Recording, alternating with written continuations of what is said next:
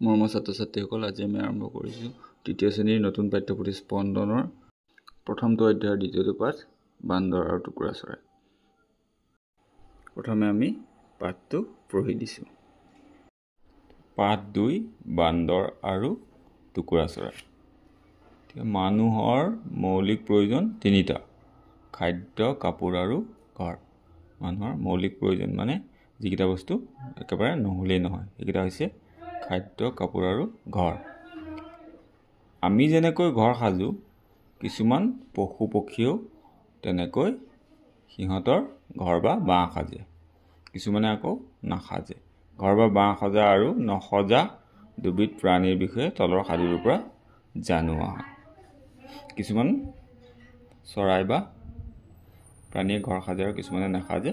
আমি এতিয়া সজা আৰু ঘৰ সজা আৰু নসজা দুটা প্ৰাণীৰ বিষয়ে জানো আহা। পঢ়ো আহা। এঘৰ মানুহৰ এখন ফল মূলৰ বাগিচা আছিল। তাৰে এজোপা নাৰিকল গছত বহুত টুকুৰা চৰাই বাঁহ সাজি বাস কৰিছিল। এদিন তালৈ এজাক বান্দৰে আহাৰ বিচাৰি আহিছিল। সিহঁতে আহাৰ বিচাৰি থাকোঁতে কিনকিনকৈ এজাক বৰষুণ আহিল। তেতিয়া সিহঁতে গছজোপাৰ তলত আশ্ৰয় ল'লে। লাহে লাহে বৰষুণৰ প্ৰকোপ বাঢ়ি আহিল, লগতে ফেৰফেৰীয়া বতাহো বলিছিল। বান্দৰজাকে বৰষুণত তিতি তিতি জুৰুলি জুপুৰি হ'ল। সিহঁত ঠাণ্ডাত থকথককৈ কঁপিবলৈ ধৰিলে। বান্দৰজাকৰ এনে অৱস্থা দেখি চৰাইবোৰৰ বৰ দুখ লাগিছিল। তাৰে এটা চৰাই বান্দৰজাকক লাহেকৈ ক'লে, তোমালোকৰ অৱস্থা দেখি আমাৰ বেয়াই লাগিছে। আমাৰ দৰে তোমালোকেও বাঁহ একোটা সাজি নোলোৱা কিয়? আমিচোন ঠোঁটেৰে বাঁহ সাজি লৈছোঁ, চোৱা। চৰাইটোৰ কথাত কেইটামান বান্দৰৰ খং উঠিল। সিহঁতে মনৰ ভিতৰতে গুজৰি গুমৰি থাকিল। তাৰে দুটামানে দাঁত নিকটাই খেকখেকাইছিল আৰু বৰষুণজাক এৰালৈ বাট চাই থাকিল।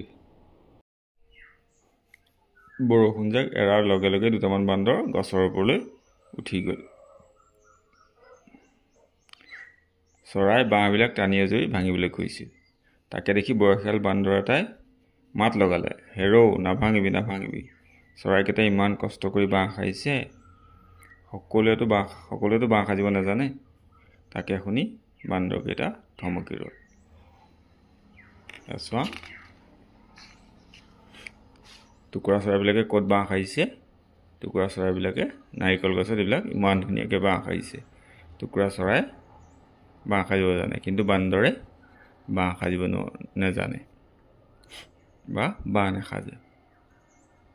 টুকুৰা চৰাইকেইটাই সিহঁতক বেয়া লাগি পেলাই যেতিয়া ক'লে, তোমালোকৰ অৱস্থা দেখি বেয়াই লাগিছে, আমাৰ দৰে তোমালোকেও বাঁহ এটা সাজি নোলোৱা কিয়?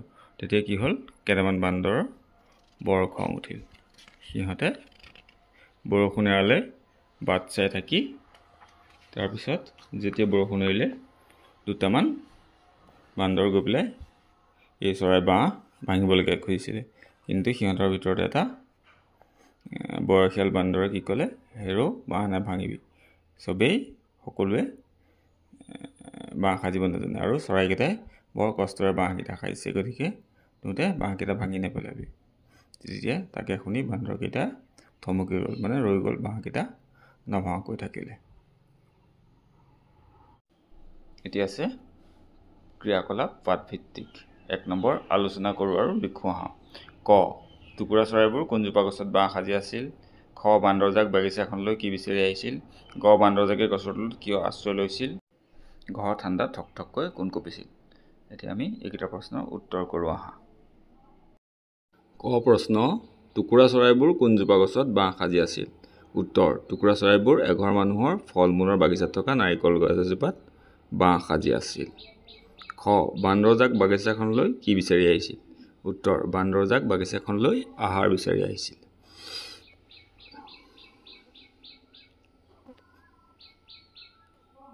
ইয়াৰ পিছত প্ৰশ্ন গ, বান্দৰজাকে গছৰ তলত কিয় আশ্ৰয় লৈছিল? উত্তৰ, বান্দৰজাকে গছৰ তলত বৰষুণৰ পৰা বাচিবলৈ আশ্ৰয় লৈছিল। ঘ ঠাণ্ডাত ঠককৈ কোন কঁপিছিল উত্তৰ ঠাণ্ডাত ঠককৈ বান্দৰজাক কঁপিছিল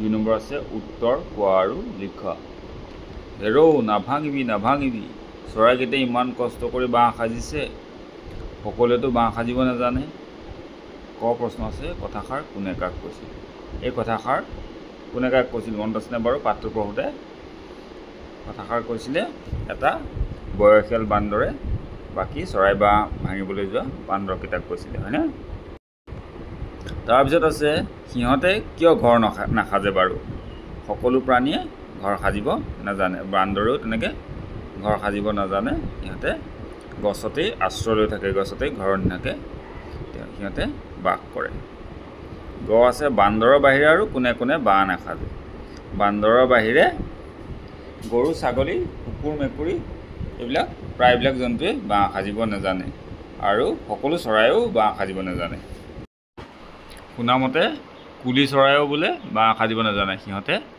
কাউৰী বাঁহতহে কণী পাৰে আমি 2 নম্বৰ প্ৰশ্নৰ উত্তৰকেইটা মৌখিকভাৱে আলোচনা কৰিলোঁ এতিয়া আমি এইকেইটা লিখোঁ আহা 2 নম্বৰ প্ৰশ্ন উত্তৰ কোৱা আৰু লিখা হেৰৌ নাভাঙিবি চৰাইকেইটাই ইমান কষ্ট কৰি বাঁহ সাজিছে সকলোৱেতো বাঁহ সাজিব নাজানে ক কথাষাৰ কোনে কাক কৈছিল এইটো উত্তৰ হ'ব কথাষাৰ বয়সীয়াল বান্দৰ এটাই টুকুৰা চৰাই বাঁহ ভাঙিবলৈ যোৱা বান্দৰকেইটাক কৈছিল খ সিহঁতে কিয় ঘৰ নাসাজে উত্তৰ সিহঁতে ঘৰ নাসাজে কাৰণ সিহঁতে ঘৰ সাজিব নাজানে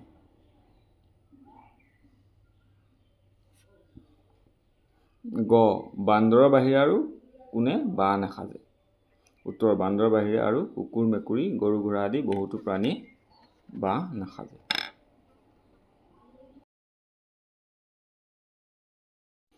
এতিয়া 3 নম্বৰ প্ৰশ্ন চোৱা তলৰ প্ৰশ্নসমূহৰ শুদ্ধ উত্তৰটো বাছি উলিয়াই সঠিক গোল চিনটো পূৰ কৰা বান্দৰজাকক বৰষুণত তিতি থকা দেখা পাই টুকুৰা চৰাইটোৱে কৈছিল তোমালোকৰ অৱস্থা দেখি আমাৰ বেয়াই লাগিছে তোমালোকেও আমাৰ দৰে বাঁহ একোটা সাজি নোলোৱা কিয় আমিচোন থুতৰে বাঁহ সাজি লৈছোঁ চোৱা এই কথাখিনি কৈ চৰাইটোৱে বান্দৰকেইটাক ক খং কৰিছিল খ উপদেশ দিছিল গ অপমান কৰিছিল ঘ ইটিকিং কৰিছিল এতিয়া কোনটো হ'ব এইটো আচলতে চৰাইকেইটা বান্দৰকেইটা তিতি থকা দেখি পেলাই বেয়া লাগি পেলাই সিহঁতে ঘৰ সাজি ল'বলৈ এইটো এটা উপদেশে দিছিল এতিয়া এইটো শুদ্ধ হ'ব খটো গতিকে খটো আমি পূৰ কৰি দিম খটো গোল চিনটো পূৰ কৰি দিম তাৰপিছত 4 নম্বৰত আছে ৰছীডালত ওলমি থকা শব্দসমূহ লৈ তলৰ বাক্যসমূহ পূৰাও আহা ৰছীডালত কি শব্দ আছে কিন কিন খেক খেকাই গুজৰি গুমৰি জুৰি জুপুৰি ঠক ঠক টানি আজুৰি এইকেইটা শব্দ আছে ক আছে খালী ঠাই দি পেলাই কৈ বৰষুণ দি আছিল এইটো হ'ব কিন কিনকৈ বৰষুণ আহিছিল দ্বিতীয়টো আছে খ বান্দৰজাক বৰষুণৰ তিতি জুলি জুপুৰি হৈছিল গ সিহঁত ঠাণ্ডাত ঠক ঠককৈ কঁপিবলৈ ধৰিছিল ঘ আছে কেইটামান বান্দৰে মনৰ ভিতৰত জুৰি গুমৰি আছিল সিহঁতে চৰাই বাঁহবোৰ টানি আজুৰি ভাঙিবলৈ খুজিছিল দুটামান বান্দৰে দাঁত নিকটাই খেক খেকাই আছিল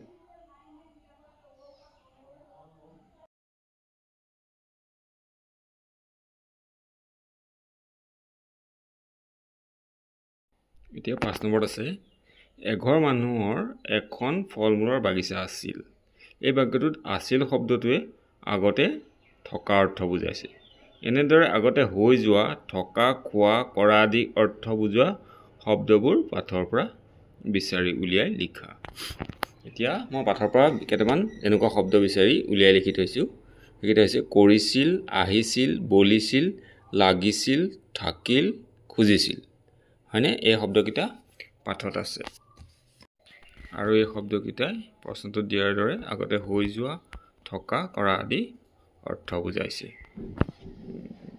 যেনে তাৰে দুটামানে দাঁত নিকটাই খেক খেকাইছিল আৰু বৰষুণ জাক এৰালৈ বাট চাই থাকিল কিতাপত এনেকৈ এটা বাক্য দিয়া আছে বাট চাই থাকিল মানে সিহঁতে বৰষুণ এৰালৈকে বাট চাই আছিল হয়নে? এতিয়া 6 নম্বৰ প্ৰশ্ন চোৱা, তলৰ তালিকাখনৰ শব্দবোৰ ভালদৰে পঢ়ি চোৱা আৰু সঠিক ঘৰত শুদ্ধ চিনটো দিয়া। তালিকাখনত দিয়া আছে এফালে শব্দ, তাৰপিছত এটা বুজোৱা, তাৰপিছত দুটা বা তাতোধিক বুজোৱা, হয়নে? এতিয়া এজোপা বুলিলে এজোপা গছেই বা এজোপাক বুজাব, হয়নে? গতিকে এইটো এটা বুজোৱা, ইয়াত এটা বুজোৱা শুদ্ধ চিন হ'ব। এজাক মানে এটাতকৈ বেছি, এজাক মানে দুটা বা তাতকৈ বেছিয়ে বুজায়। এতিয়া আমি এজাক চৰাই বুলি ক'লে কিমান বুজি পাওঁ? কেইবাটাও চৰাই একেলগে মিলিলে সেইটো আমি এজাক চৰাই বুলি কওঁ। তাৰপিছত চৰাইবোৰ বুলি ক'লেও আমি দুটা বা তাতকৈ অধিকেই বুজিম, হয়নে? চৰাইটো বুলি ক'লে আমি এটা চৰাই বুজিম, কিন্তু চৰাইবোৰ বুলি ক'লে আমি কেইবাটাও চৰাই বুজিম। এতিয়া দুটামান মানে দুটা বা তাতকৈ বেছি হ'লে তেতিয়া আমি দুটামান বুলি কওঁ, হয়নে? আৰু কেইটামান বুলি ক'লেও দুটা বা তাতকৈ অধিক বুজাব। ইয়াত মাত্ৰ এজোপাটোহে এটা বুজাব, হয়নে? এতিয়া এইকেইটাত মই সঠিক ঘৰত শুদ্ধ চিনকেইটা দি দিছোঁ। এতিয়া 7 নম্বৰ চোৱা, বান্দৰজাকক বৰষুণত তিতি থকা দেখি টুকুৰা চৰাইবোৰে দুখ কৰিছিল। তলৰ পৰিস্থিতিবোৰত তুমি কি কৰিবা? বান্দৰজাক তিতি থকা দেখি টুকুৰা চৰাইবোৰে দুখ কৰিছিল আৰু তলৰ পৰিস্থিতিবিলাকত তুমি কি কৰিবা সেইটো ক'ব লাগে। তোমাৰ ককা দেউতাৰ বেমাৰ হৈ বিচনাত পৰি আছে। তোমাৰ ককা দেউতাৰ মানে ককা যদি বিচনাত পৰি থাকে বেমাৰ হৈ পেলাই, তেতিয়া আমি ককা কি কৰিম? আমি শুশ্ৰূষা কৰিম, হয়নে? আমি আদৰ যত্ন কৰিম আৰু পাৰিলে হস্পিটেললৈ লৈ যোৱাৰ চেষ্টা কৰিম, বা আমি মা দেউতাক হস্পিটেললৈ লৈ যাবলৈ ক'ম। আৰু যদি কেনেবাকৈ ককা হস্পিটেললৈ নিব নোৱাৰি, তেতিয়া আমি হয়তো ঘৰলৈ ডাক্তৰ মাতি আনিম বা আমি ঔষধ আনি দিম, হয়নে? ডাক্তৰৰ পৰামৰ্শমতে আমি ঔষধ আনি খুৱাম। এইবাৰ খটো চোৱা, তোমাৰ সমনীয়া খেলত বিজয়ী হৈছে। মোৰ সমনীয়া যদি বা তোমাৰ সমনীয়া যদি খেলত বিজয়ী হয়, তেতিয়া কি ক'বা? তেওঁলোকক আমি অভিনন্দন জনাম, হয়নে? আৰু তেওঁলোকৰ আনন্দৰ লগতে আমি আনন্দ কৰিম আৰু তেওঁলোকক উৎসাহ জনাম আৰু তেওঁলোকক প্ৰশংসা কৰিম খেলত জিকাৰ বাবে, যাতে তেওঁলোকে আৰু ভৱিষ্যতে আৰু ভাল খেল প্ৰদৰ্শন কৰিব পাৰে, তাৰ বাবে আমি উৎসাহ যোগাম। আৰু আমি সদায় আনক প্ৰশংসা কৰিব লাগে, হয়নে? তাৰপিছত চোৱা, তোমাৰ সন্মুখত চৰাই পোৱালি এটা বাঁহৰ পৰা সৰি পৰিছে। মোৰ সন্মুখত যদি চৰাই পোৱালি এটা বাঁহত পৰে, বা তোমাৰ সন্মুখত যদি চৰাই পোৱালি এটা বাঁহৰ পৰা তললৈ সৰি পৰে, তেতিয়া কি কৰিবা? প্ৰথমতে পাৰিলে চৰাইটো যদি বাঁহত থ'ব পাৰি, চৰাই পোৱালিটো বাঁহত থ'বলৈ চেষ্টা কৰিব লাগে। কিন্তু বাঁহত থোৱাটো ইমান সহজ নহয়, গতিকে তাক আমি ঘৰলৈ আনি পাৰিলে যত্ন কৰি খুওৱাৰ চেষ্টা কৰিম, হয়নে? আৰু উৰিব পৰা হোৱালৈকে আমি তাক টোপ খুৱাই উৰিব পৰা কৰি আমি তাক এৰি দিম, হয়? তাৰপিছত আছে, টুকুৰা চৰাইৰ ঠাইত তুমি হোৱা হ'লে বান্দৰকেইটাক কি ক'লাহেঁতেন? তোমালোকে বাৰু ভাবিছাচোন, টুকুৰা চৰাইৰ জেগাত তোমালোক হোৱা হ'লে বান্দৰকেইটাক কি ক'লাহেঁতেন? বান্দৰকেইটাক ক'লোহেঁতেন, ব'লা এই বৰষুণৰ সময়ত আমাৰ ঘৰতে থাকিবা, আমাৰ ঘৰতে সোমাই থাকিবা, আৰু তোমালোকক আমি ফল মূল আৰু অন্য বস্তু খাবলৈ দিম। অৱশ্যে এইটো এটা কাল্পনিক কথাহে, বান্দৰে আচলতে আমাৰ কথা বুজি নাপায়, হয়নে? এতিয়া চোৱা, ইয়াৰ পিছত দিছে প্ৰকল্প। 8 নম্বৰ কোনবোৰ চৰাই নিজৰ বাঁহ নিজে সাজে তাৰ এখন তালিকা প্ৰস্তুত কৰা। কোনবোৰ চৰাই নিজে নিজৰ বাঁহ সাজিব পাৰে আৰু কোনবোৰ চৰাই নোৱাৰে তাৰ এখন তোমালোকক তালিকা প্ৰস্তুত কৰিবলৈ দিছে। এইটো তোমালোকে নিজে নিজে কৰিবা বা ডাঙৰৰ সহায় ল'বা। ইয়াৰ পিছত আছে বিভিন্ন চৰাইৰ বাঁহৰ ছবি সংগ্ৰহ কৰি এখন এলবাম প্ৰস্তুত কৰা। বিভিন্ন চৰাই বিভিন্ন ধৰণে বাঁহ সাজে। তোমালোকে বাৰু কি কি চৰাই বাঁহ দেখিছা?